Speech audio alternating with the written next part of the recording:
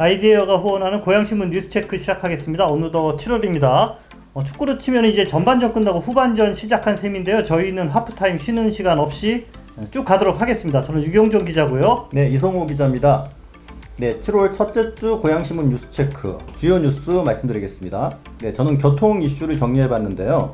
네, 첫 번째, 고양시 7개 노선이 제4차 국가철도망에 확정됐습니다. 대곡소사선 개통이 19개월 늦어져서 2023년 개통한다고 합니다. 교외선 2024년 운영 재개에 청신호가 켜졌습니다. 이어서 고양 도시포럼 주요 내용을 체크해 드리고요.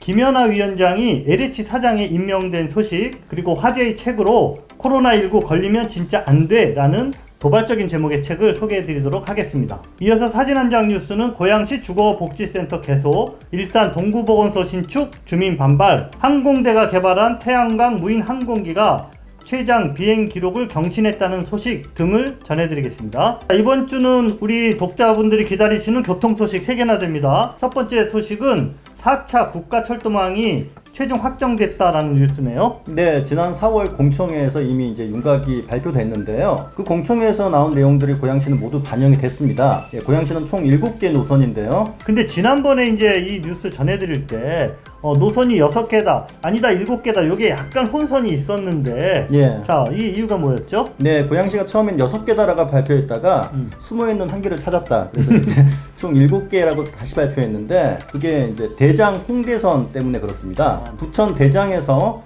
홍대 입구까지 가는 노선인데, 이 노선이 부천이랑 서울을 이제 지나는데 딱 한 개역만 고양시 구간을 지납니다. 자, 7개 철도 노선이 어쨌든 늘어난다. 그러면은 뭐 시가 요새 자주 표현하는 대로 예. 철도 부자 도시가 된다. 뭐 이건 아주 어쨌든 좋은 소식이죠. 예. 자, 7개 노선 다시 한번 간결히 정리를 좀 해주시죠. 가장 당기는 노선이 일산 서구까지 연장되는 인천 2호선입니다. 국가철도망에 처음으로 반영되는 노선이기 때문에 대신 이제 종착역 위치를 두고 좀 말들이 많은 노선이기도 합니다.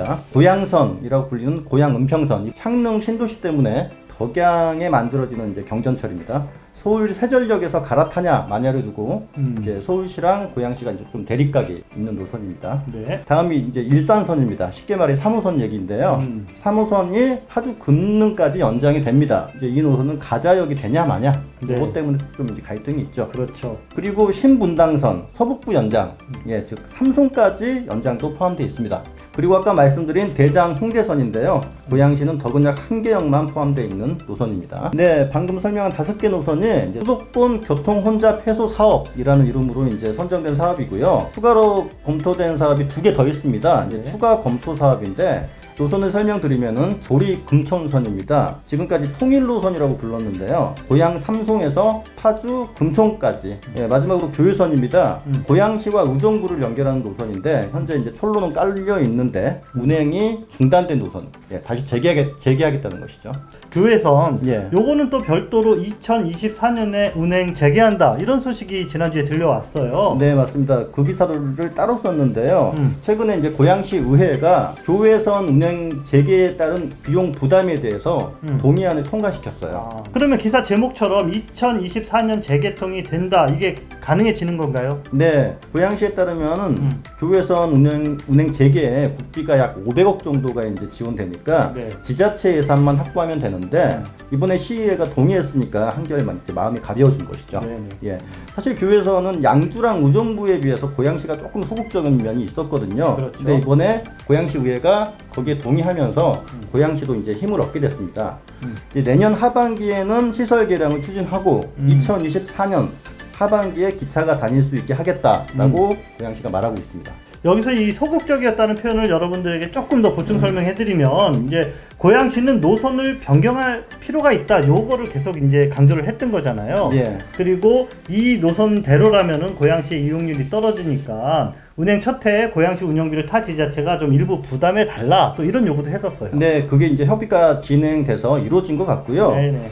예, 당장 노선 변경은 어렵더라도 양주랑 의정부가 운행 네. 첫 해에 고양시 운영비를 좀 도와주는 것으로 좀 합의가 이루어진 것 같습니다. 다음 이제 대곡 소사선 이야기, 요것도 추가로 할 이야기가 있는데, 이게 서울로 직접 연결되는 노선은 아니지만 김포공항역을 지나잖아요. 네. 그러니까 거기서 이제 환승을 할 수 있는 아주 또 기대가 되는 노선인데, 근데 이게 개통이 늦어졌다라는 게 다시 이제 확인이 됐죠. 네, 그렇습니다. 무려 이제 19개월, 1년 7개월이 늦춰지게 됐습니다.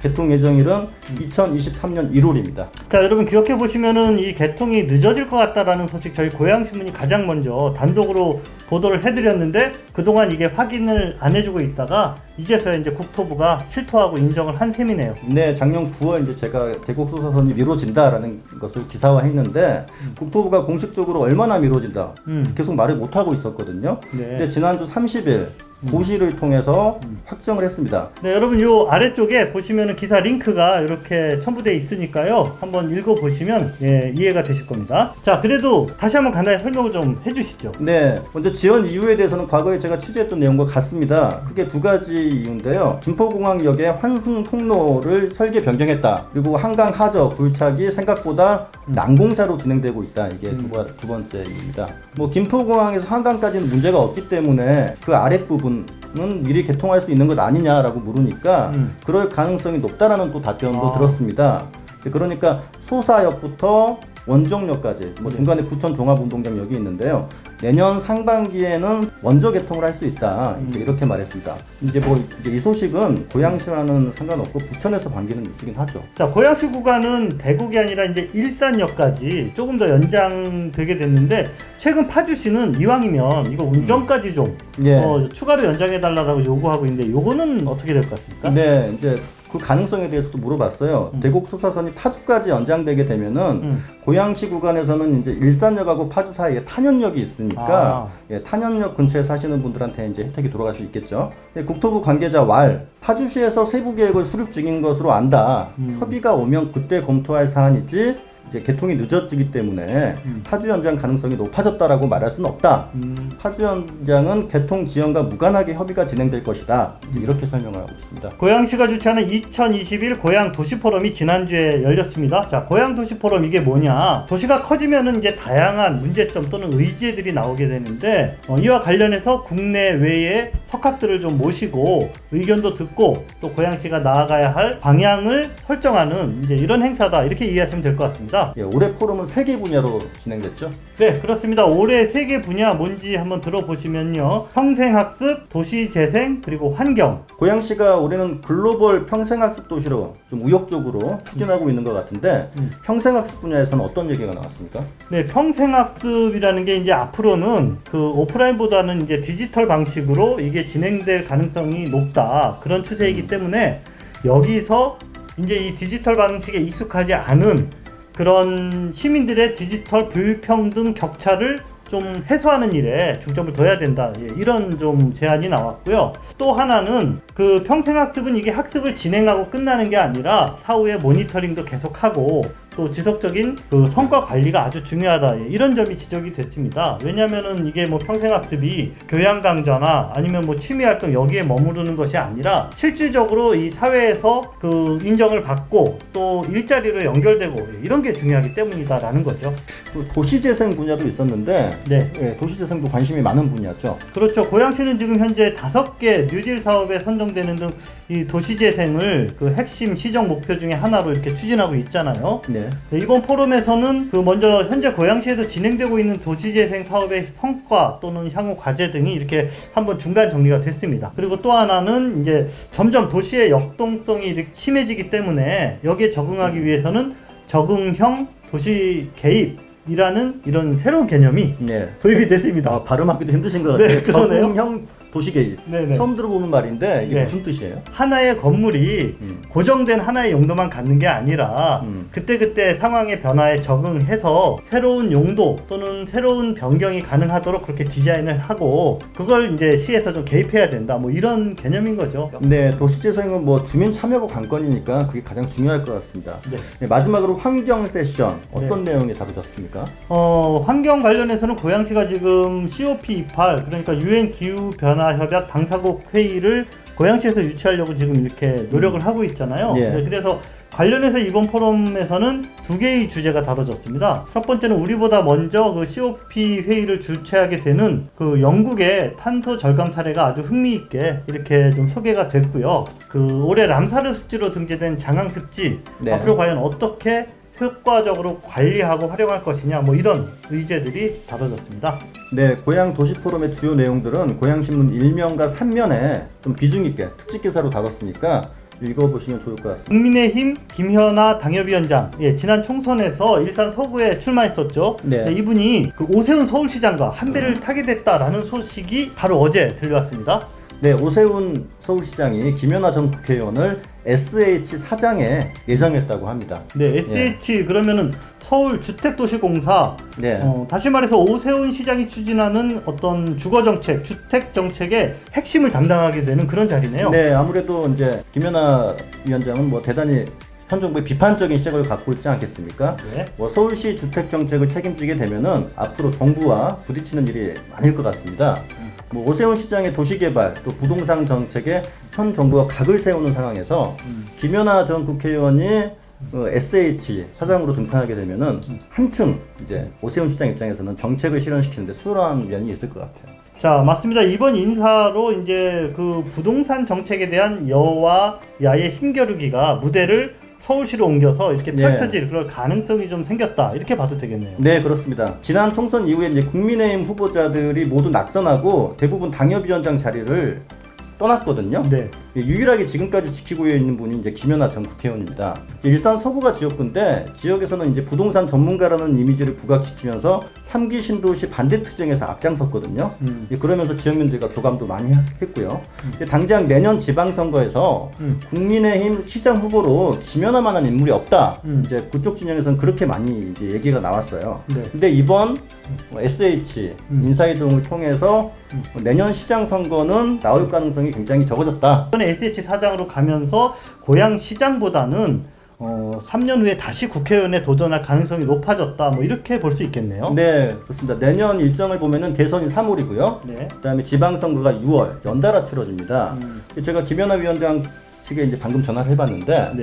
네, 시장 출마설은 모두 밖에서 나온 말이지 위원장님은 시장 출마에 대해서는 생각해 본 적이 없다. 대선 결과가 지방선거에 큰 영향력을 미칠 것 같은데 앞으로 1년 뒤에 다가오는 지방선거를 예상해 보는 기사도 이제 고양신문에서 좀 준비 중이니까 참고해 주시면 좋을 것 같습니다. 네, 이번 주 고양신문 신면에는 최근 발간된 화제 책 한 권을 소개해 드렸는데요. 네. 제목이 정말 도발적입니다. 네, 코로나19 걸리면 진짜 안 돼? 걸려도 된다는 뜻인 것처럼 이제 제목을 적어놨는데 어떻습니까? 네, 한마디로 이 코로나19 확산을 이제 방지하기 위해서 국민과 모든 국가가 이 역량을 집중하고 있는 상황인데 네. 과연 이게 합리적이냐, 이게 효율적이냐, 뭐 이런 의문을 제기하는 책입니다. 표현도 무척 신랄합니다. 자, 저자는 현 상황을 한마디로 뭐라고 정리하냐 하면요, 감기 바이러스가 벌인 대국민 사기극 이라고까지 말하고 있습니다. 사기극, 정말 이제 낯선 주장인데 아까 말씀드린 것처럼 코로나에 걸려도 된다. 뭐 정말 이런 내용인가요? 뭐 그렇게 뭐 단순하게 생각하지 마시고 일단 좀 제가 단순해요. 글쓴이 논리를 네. 한번 좀 들어보시죠. 예. 자, 우선 코로나19는 걸리면 다 죽는 그런 전염병처럼 지금 공포감이 극대화되어 있는데 네. 사실은 이게 치명률이 우리나라에서 1.7%밖에 안 되지 않느냐. 반대로 얘기하면 98.3%는 생존하는 이런 질병이고 그나마 사망한 분들도 60% 이상이 80세 이상의 이미 기저질환을 갖고 있는 이런 분들이 아니냐라는 점을 좀 지적하고 있습니다. 문제는 이렇듯 우리 인식보다 훨씬 덜 치명적인 감염병을 잡는 일에 모든 의료진과 의료 인프라가 다 매달리고 있다. 이거를 이제 지적하는 게 이 책의 핵심입니다. 네, 이제 남다른 주장이 설득력을 좀 얻으려면은 이제 글쓴이가 어떤 사람인지 봐야 될 것 같은데 이분 전문가 맞습니까? 네, 글 쓴 분이 누구냐면 바로 사진에 있는 서주현 명지병원 응급의학과 교수입니다. 이번 코로나 보도하면서 고양시에서 명지병원 많이 들어보셨잖아요. 예. 다시 말해서 코로나 발생 이후 코로나19 선별진료소에서 일하면서 방역과 치료의 최전방에서 일한 일원과 현장 경험을 겸비한 전문가라고 할 수 있습니다. 네, 이제 글쓴이의 주장이 이제 나름 탄탄한 근거를 가지고 있다고 봐도 될 것 같은데. 네, 그렇습니다. 이 책이 독자들에게 설득력을 얻고 있는 이유도 그 때문입니다. 자, 서 교수는 응급 중환자 실장을 맡고 있으면서 자신의 시각에서 볼 때 응급 환자의 우선순위가 바뀌었다. 그리고 이런 시스템은 아무리 생각해봐도 불합리하다. 이제 이런 주장을 계속 이제 책에서 펼치고 있는데요. 다시 말해서 심근경색 환자가 코로나 환자보다 훨씬 사망률이 높잖아요. 예. 그런데 심근경색 환자가 와도 자, 코로나 검사부터 합시다. 기다립시다. 이러다가 오히려 환자가 죽는 이런 일이 발생하고 있다. 이거는 오히려 잘못된 거 아니냐 이런 이야기죠. 네, 그렇죠. 백신 접종에 대해서도 좀 다른 의견을 냈죠. 네, 백신 자체를 뭐 불신한다라기보다는 과연 사람의 힘으로 코로나라는 이런 바이러스를 정복할 수 있겠느냐라는 근본적인 회의론, 네, 거기에 가깝습니다. 접종률을 아무리 높인다고 해도 바이러스는 완전히 사라지지 않고 오히려 끊임없이 더 독한 변종을 만들어내기 때문에 결국은 일종의 이런 계절성 독감처럼 남게 될 확률이 높다. 이제 이런 이야기입니다. 책을 직접 읽어보기 전에는 또 이제 깊이 좀 고민해보기 전에는 성급히 결론 내리기가 좀 이제 어려운 문제인 것 같습니다. 네, 고양시가 경기도 최초로 주거복지센터를 개소했다고 하네요. 주거복지센터 뭐 하는 곳이냐? 이름 그대로 주거 문제로 어려움을 겪는 이들을 돕는 시설이라는데요. 구체적으로 주거복지 상담, 또 연계 지원, 또 주거복지 정책 개발 등을 담당할 예정이라고 합니다.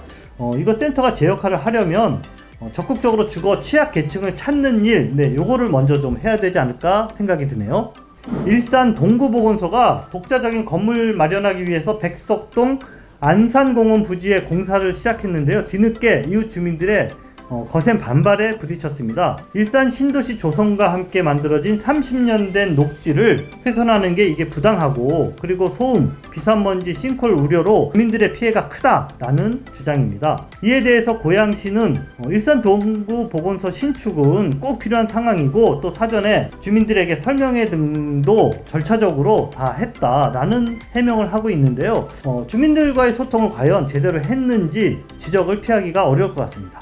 한국항공대학교 연구진이 자체 기술로 개발한 태양광 무인 항공기가 국내 최장 그리고 세계 2위의 비행시간을 기록해서 화제를 모으고 있습니다. 네, 항공대가 개발한 무인 항공기는 제주도 비행장에서 시험 비행을 했는데요. 무려 56시간 33분 동안이나 하늘을 날았다고 합니다. 네, 태양광 무인 항공기는 재난 감시, 산불 감시, 또는 공간 정보 수집 등에 이게 점점 앞으로 이제 용도가 좀 높아지는 이런 분야라고 하네요. 자, 항공대 연구진의 다음 목표는 81.5시간을 기록한 세계 1위에 도전하는 거라고 합니다. 다음 소식은 고양신문 독자인 송예진님께서 보내주신 사진인데요. 한강 하구에 또다시 대량의 큰빛 이끼벌레가 출현했다고 합니다. 보시는 것처럼 이렇게 고기 잡는 그물에 가득 들어차 있어서 보기에도 아주 혐오스럽고 어업 활동에도 지장이 아주 크다고 합니다. 네, 이 큰빛 이끼벌레는 2014년부터 이제 한강 하구에서 이렇게 발견되기 시작했는데요. 지난주에는 그물 하나에 무려 30kg의 큰빛 이끼벌레가 딸려 올라오는 등 올해 사상 최대로 많이 출현을 했다고 합니다. 네, 사정이 이렇다 보니까 이 행주어청계 어부들은 대책 마련을 지속적으로 요구하고 있는데 환경당국에서는 아직까지도 큰빛 이끼벌레의 유해성 또는 대량 증식 이유조차 명확히 밝혀내지 못하고 있습니다. 행주 어부들과 환경운동가들은 큰빛 이끼벌레의 이상 증식은 분명 자연이 인간에게 보내는 경고다라고 입을 모으고 있습니다.